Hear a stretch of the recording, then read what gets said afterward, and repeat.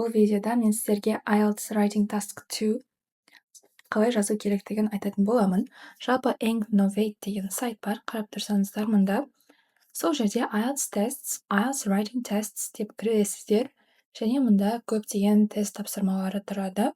Кез келгеніне кіріп, сіздер практика жасасаңыздар болады. Мұнда мен сіздерге қазір Writing Task 2-нің бір тапсырмасын жасап көрсетемін.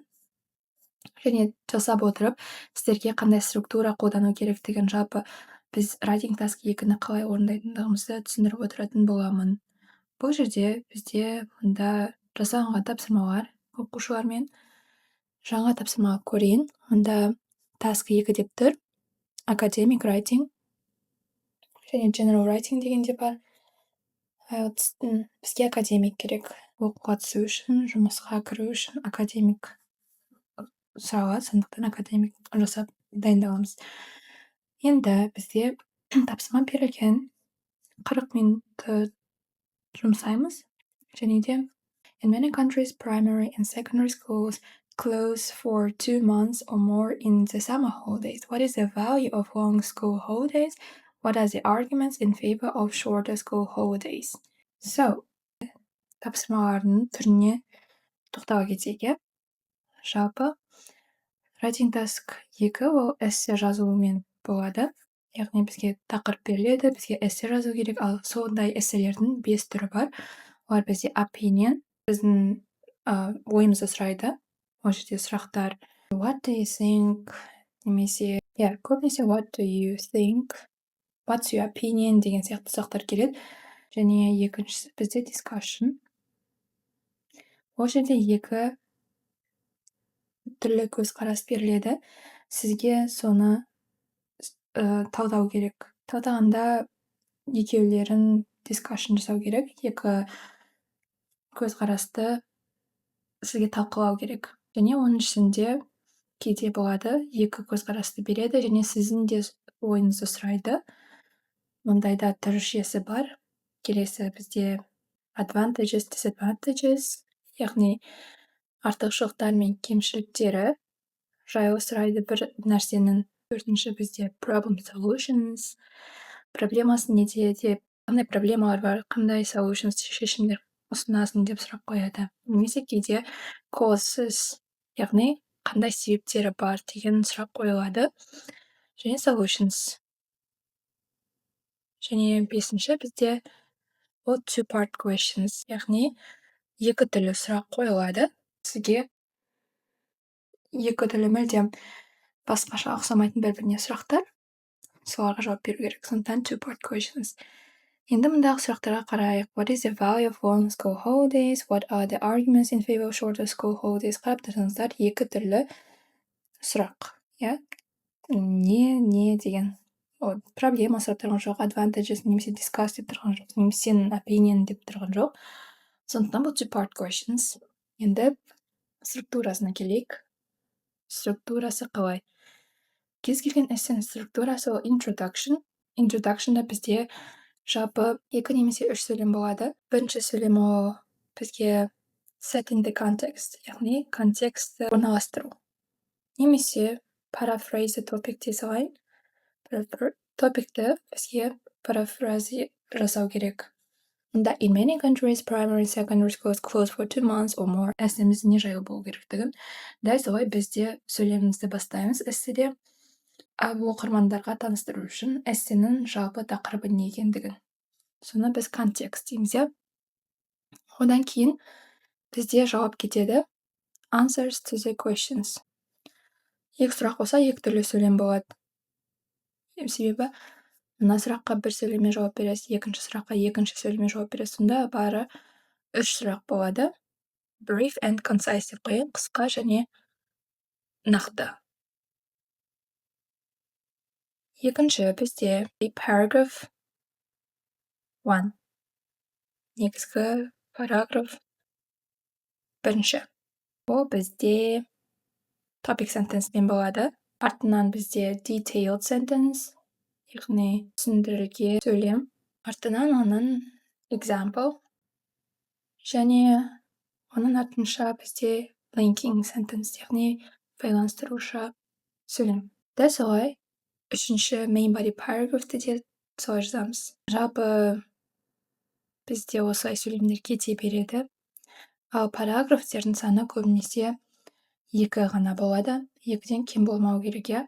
Бір ғана параграф жазып қоймаңыз, себебі сіз аргумент берген кезде көбірек аргумент беруіңіз керек. Кемінде 2 тақырыпты ашу үшін, және ол әр жеке параграфке жазылуы керек.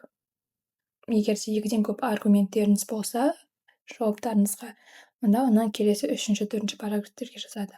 Бірақ 2 параграф жеткілікті 40 минутқа, одан көп жаза алмайсыз. Және бізде conclusion қорытынды бар. Қорытындыда біз қайталаймыз introduction'ды, немесе reiterate дейін. Қайтала. Яғни айтылған нәрсені introduction'дағы қайтала басқа сөзбен. Олай болатын болса, енді өзіміздің эссе жазуға кірісейік. Эссе жазбастан бұрын бізге пландау керек. Эссемізді берген тақырыпқа план құрастыруымыз керек. Кемінде 5-10 минут құрастырсақ, кейін бізге эссені жазу оңай болады. Ал планда біз қандай аргументті келтіреміз жауабымызға, бірінші жауабымызды таңдаймыз, және қандай аргументтер келтіреміз, және ол аргументтерге қандай түсініктеме немесе мысалдар береміз, соларды қысқаша жазып аламыз. Сонымен бізде what is the value of long school holidays дейді. Осы сұраққа жауап берейік. Енді сұрақтарға қалай жауап береміз? Ойлаңыз, сіз көп адамнан сұрадыңыз, және олардың көбісі біркелкі жауап береді, иә? Себебі өзі сондай анық жауаптар болады. Сондай қандай жауап деп ойлайсыз? Соны ойлап көріңіз. What is the value of long school holidays?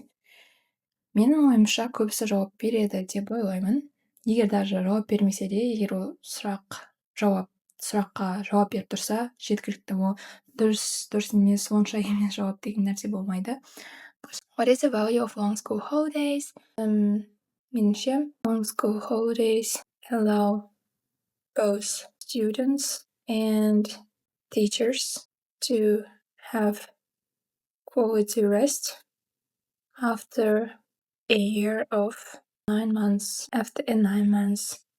education. Толығсайлық білім. Кейін жақсы качественный демалуға рұқсат береді деген сияқты. Мұның құндылығы суда деп ойлаймын. Сол туралы жазатын боламын. Және қысқаша оны түсіндіре кететін болсам, қандай, оның барлығын эсседе жазуға болады. Мысал ретінде не келтірсек болады? Burnout-ты келтірсем болады. Burnout мұғалімдерде болатын, жалпы адамдарда болатын burnout. Соны мысал ретінде келтірсем болады.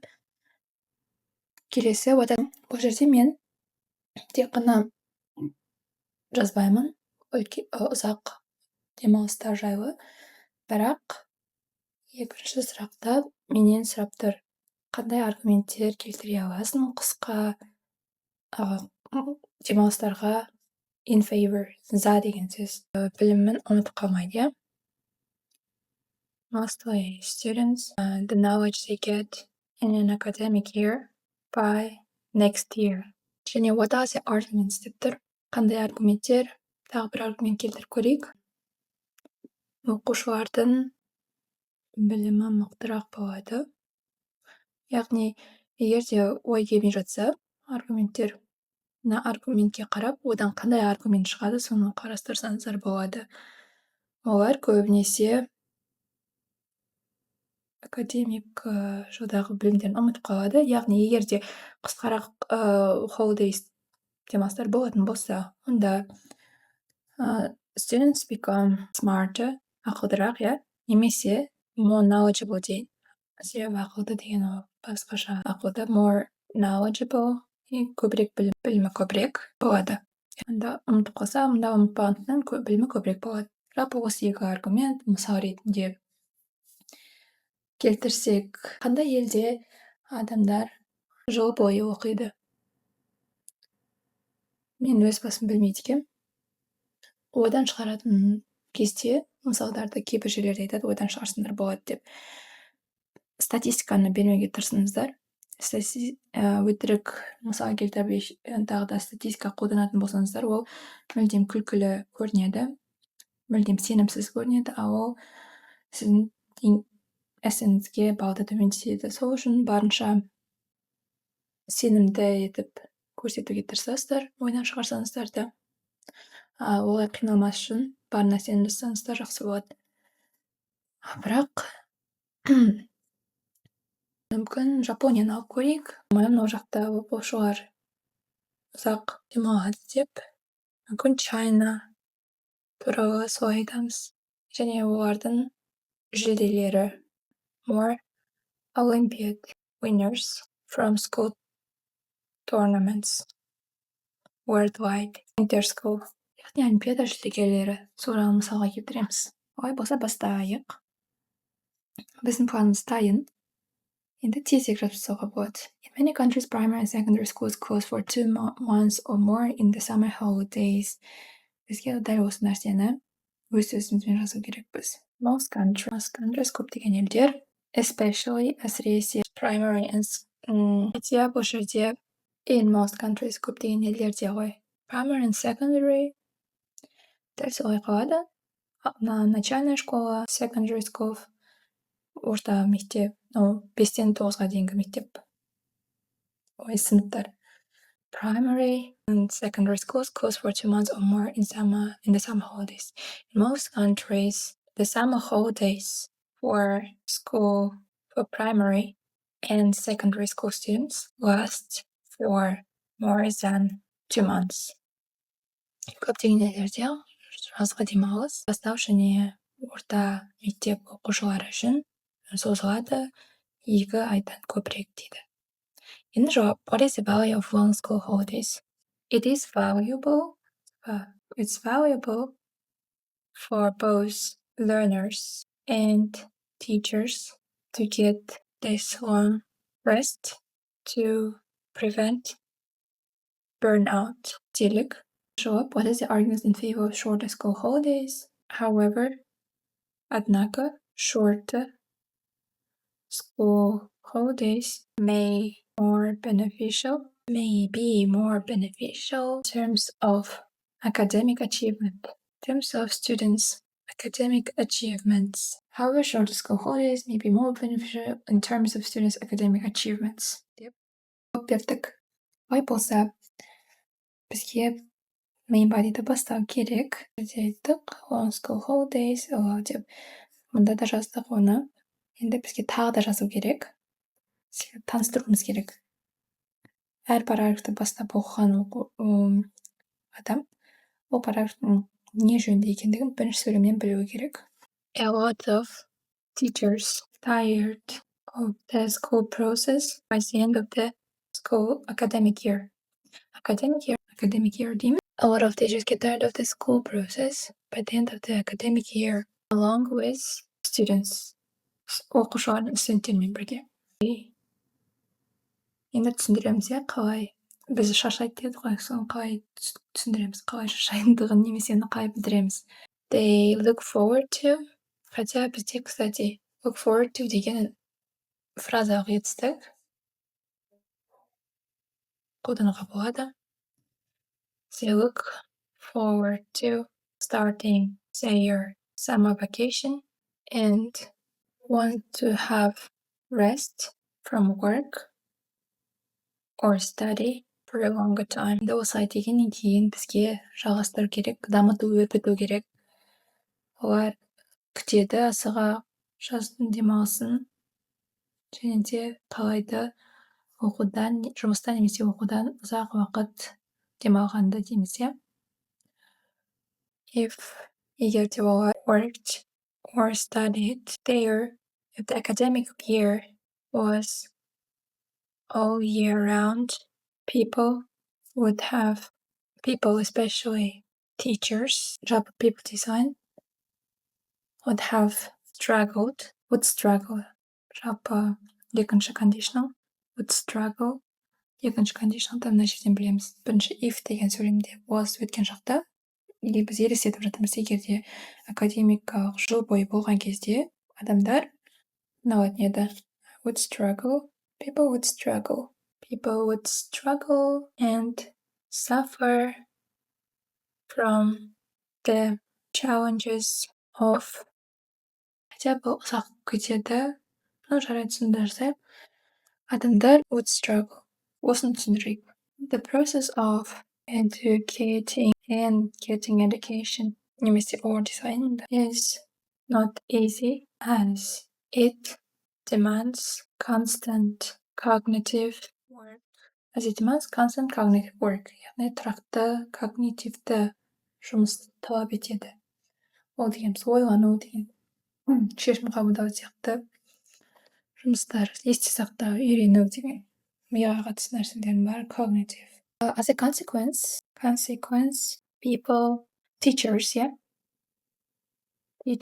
quit their jobs in the middle of the year деп айта берейік. Жылдың ортасында. As a consequence, teachers quit their jobs in the middle of the year. Енді келтіреміз. What is the value of long school holidays? But long school holidays help teachers. Ол жерде біз get some rest дегенді қолданып тастадық бірнеше рет, сондықтан қайталамас үшін басқаша түрде айтуды көрейік. Help teachers have time for themselves, have time away from work, away from work, жұмыстан алшақ, for a time long enough to restore their well-being. Қалпына келтіру өздерінің well-being. Енді келесі. What are the arguments in favor of shorter school holidays? On the other hand, екінші жағынан қарағанда, shorter holidays mean smarter kids, smarter students. Each year, after finishing one grade, students leave for holidays and most of the times return with little or no knowledge from the previous year. Дедік, енді жалғастырамыз. Continued their study after a week of holiday. There would not be this problem. Және де мұнда бір апта деп анықтама. After a short period of holiday, After a short period of holiday, there would not be this problem. Енді мысал келтіреміз. For example, schools in China. Барлық мектептерді айтпай қояйық, There are special schools in China. Хотя бұл ойдан шығарылған нәрсе. Бірақ соны сенімдірек қылып жеткізу үшін өзіміз сенуіміз керек ол нәрсеге. For example, there are special schools. Және де нақты айтуға болмайды. Ол жерде бүкіл мектептер сондай деп айта алмаймыз. Сондықтан there are some schools in China. There are some schools which work all year. Which students whole year бүкіл жыл бойы in China. And most of the times it is students from there who win tournaments held worldwide from school subjects. Келтірдік. Енді түсінікті деп ойлаймын. Бұның барлығы. Мысал келтірдік, алында оның мысалын түсініктемесін келтірдік. Олар олимпиададан алады жүлделі орындар. The conclusion. The summer holidays for primary and secondary school students last for more than 2 months. In conclusion, summer holidays are given for lasted созылады. Немесе takes жалпы созылады, уақыт созылады, last for more than 2 months in many countries. In primary and secondary schools in many countries, even though it is good for people's mental health, considering having shorter holidays may offer considerable potentials, may offer potential students to show themselves in academic performance to improve делуге to improve their academic performance дей салайық. Яғни academic performance деген қалай оқу үлгерімі. Олай болатын болса, мұнда жазылғандардың барлығын алып тастаймыз. Біз 33 минутта бітірдік, түсіндіруді де, ойлауды да, жазуды да. Енді 278 сөз, бізге 250 сөз жазу керек. Мұнда жазған at least 250 words, міндетті түрде кемінде 250 сөз жазыңыздар. Төмен жазсаңыздар, ол аз болады. Және балл да аз болады. Олай болса тексерейік. 6-5. Жалпы жаман емес. Бұл жерде ең маңыздысы task response, яғни жауаптың берілуі. Бізде жақсы жауап берілген деп тұр. Және cohesion, яғни сөздердің бір-біріне байланысы, идеялардың, параграфтердің бір-біріне байланысы жақсы деп тұр. Бізде lexical resource, сөздік қорыңыз аз деп көрсетіп тұр. Және грамма 5. Бізде қателіктер бар.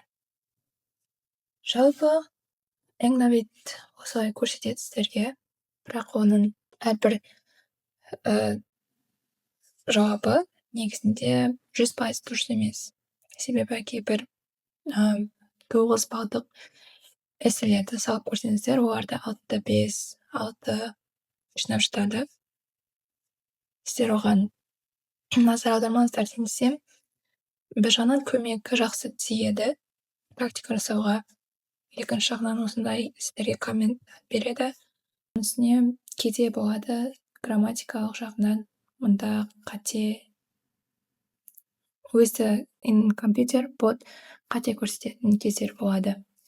Сондықтан сіздер өздеріңіз мұғаліммен тексерген жақсы болады. Бірақ осында қолданып қарасаңыздар жақсы. Жалпы жаман емес. Мен мына жұмысқа өз басым 7-ден жоғары балл қоятын едім.